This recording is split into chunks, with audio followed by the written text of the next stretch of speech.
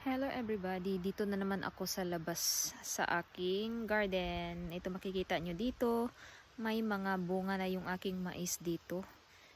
Medyo tumutubo na sila, makikita nyo dito yung kanilang mga bunga. So may mga bulak na rin ng mga mais natin dito. At ito naman yung ating ipapakita ko dito sa inyo. Nagdadala ako dito ng pangkontra sa deer. Iwan ko lang kung totoo to. Nagdadala ako dito ng vinegar, tapos nilagay ko dito sa isang lalagyan. Kasi kahapon nakita ko na ang daming mga deer dito.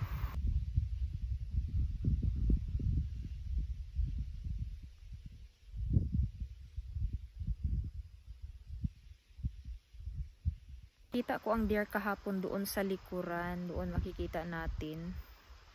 Doon banda nakikita ko, medyo parang 20 meters yung layo ng deer sa akin, pero kitang kita niya ako, nakastop pa siya at saka tumitingin siya sa akin. Maraming season ng deer kasi dito ngayon, kasi summer, at saka lumalabas yung mga deer kasi yung mga tao dito, nagtatanim na yung mga tao at pabunga na yung mga tinatanim na mga tao dito. So makikita din nila sa kanilang paglalakad, makikita nila yung mga tao dito, may mga tanim na sa mga garden. So ayun, parang ang dami na nila ngayon.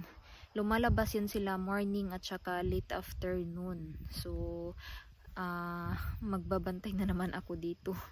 'Di ba? Babantayan na naman natin yung ating mga pananim at lalagyan natin ng pangontra ng deer. Lalagyan ko dito ng mga, iwan ko lang kung anong sabon. Sabi sa Google na vinegar is effective daw, pero parang yung amoy ng vinegar parang matagalan mawawala yung amoy niya. Iwan ko lang kung ano yung pinaka the best na gagamitin para hindi magpunta dito yung mga deer, kasi sayang kinain nila yung aking beans dito. Papakita ko mamaya.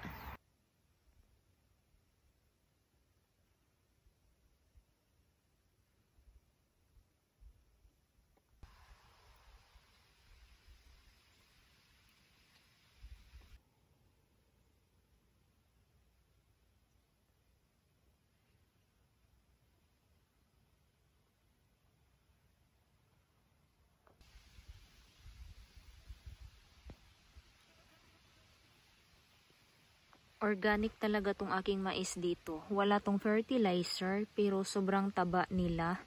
At ito naman, isang piraso lang yung tinatanim ko dito, pero nagsanga siya ng 1, 2, 3, 4, 5. 5 yung sanga niya.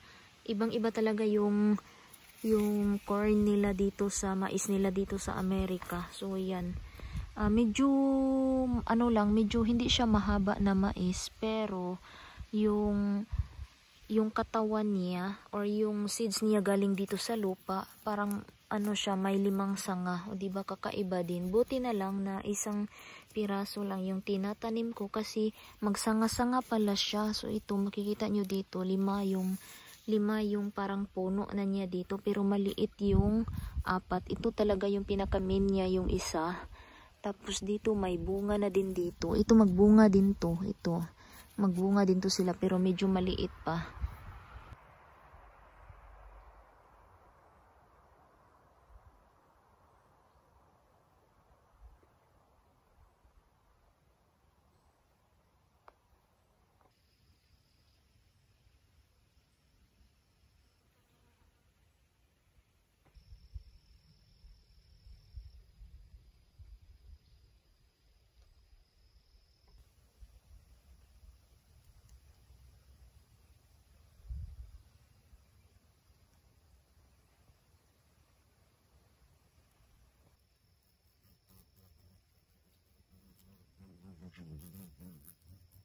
Dati kasi bago ako nagtanim dito, sinabi ni asawa na pag magtanim ako ng mais, lalagyan ko dito ng beans. So akala ko kasi yung klase na beans na to, gumagapang siya, pero maliit pa lang siya, parang 1 foot pa lang siya or 1.5 foot.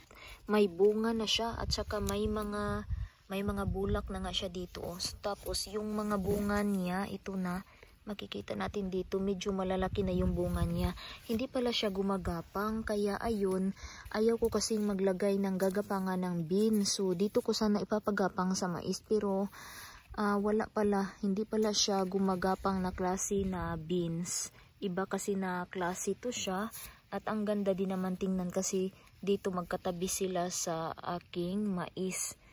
So, medyo mataba din ang lupa dito siguro, kaya medyo mataba din yung mais dito at saka yung beans ko.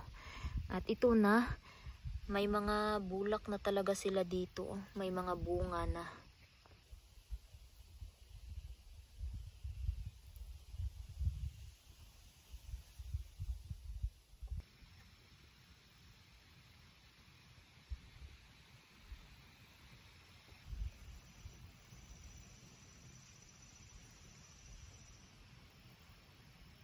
Ito naman yung isang beans dito, sayang, kinain yung dahon niya.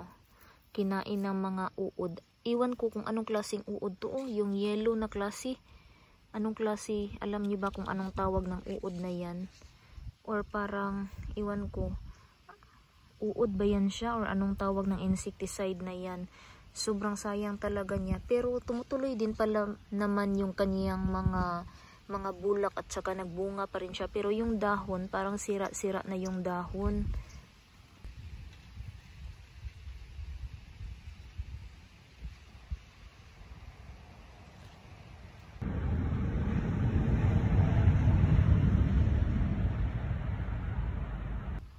Medyo marami ding mga damo dito. Pero kailangan ko talaga itong kukunin ng mga damo na to, para hindi magpunta dito yung mga deer. So iwan ko lang. At ang daming mga damo. Parang mataba din naman pa rin yung aking mga mais kahit maraming mga damo dito.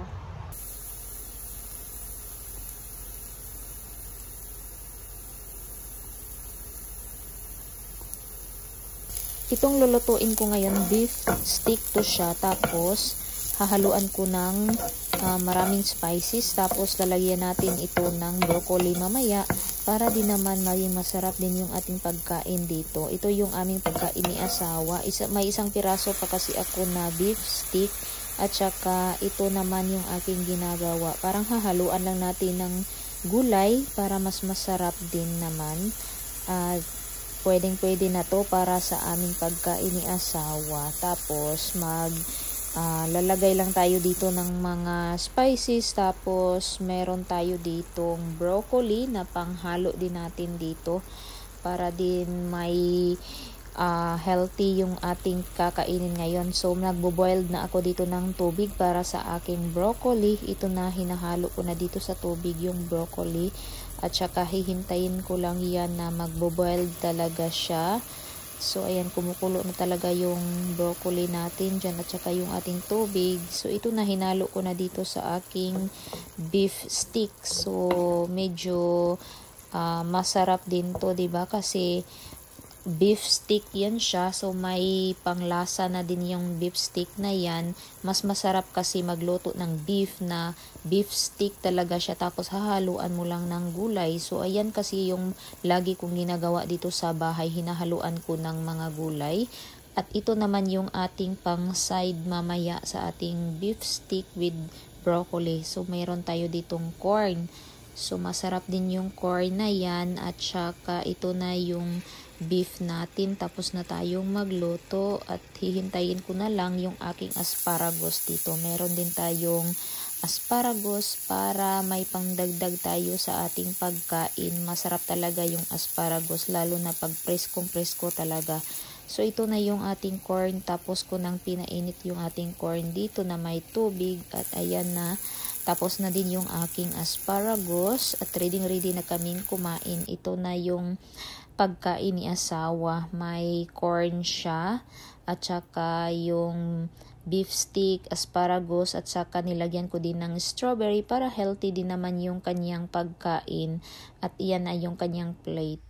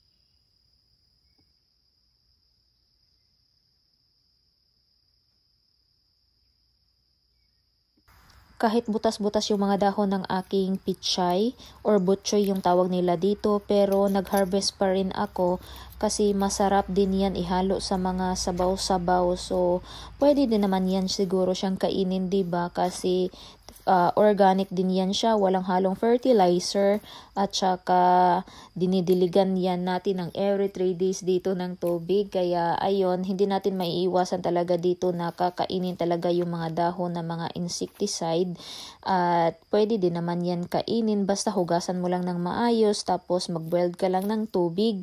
At saka yan na yung ating ginagawa dito. Nagha-harvest pa rin ako at pipiliin ko lang yung magandang dahon dito na pwedeng makain. Parang kunti na lang talaga yung aking makakain nito kasi sobrang daming butas-butas yung mga dahon. Pipiliin ko lang talaga yung mas maganda patingnan at saka yung preskong-presko pa talaga. Dapat talaga na maluto natin to na preskong-presko pa galing sa ating garden. Kaya nagha-harvest na ako dito. Hinarvest ko yan lahat para mapakinabangan ko din naman. Ito, meron tayo dito medyo malaki-laki na klase na pichay. So, ayan, maganda din yung dahon niya at mapakinabangan ko pa rin yan. Yan ang ating kakainin at ating lulutuin. Ihalo natin sa mga sabaw-sabaw na ating mga gulay. Ang dami ko ding na-harvest sa aking garden. Kaya ayan, makikita nyo ang laki ng aking bowl dito at punong-puno talaga yan siya ng mga pichay. Kaya dadalhin ko na yan dito sa loob ng bahay para maglinis tayo ng mga pichay. At harvest ko ngayon na pichay. So, ito na siya. Ang dami. Paano kaya ko to maubos? Ang dami-dami.